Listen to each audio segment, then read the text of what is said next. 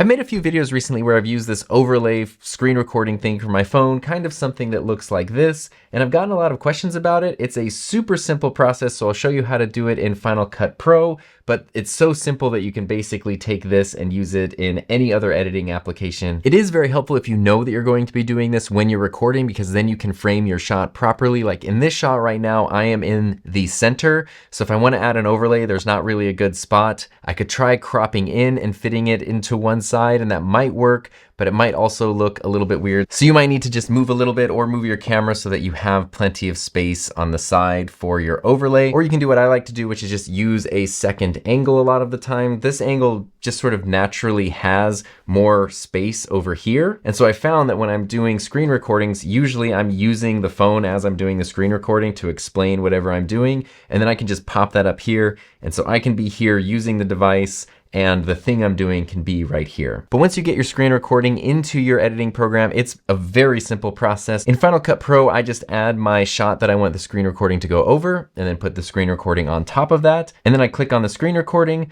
go up to the transform option and select distort.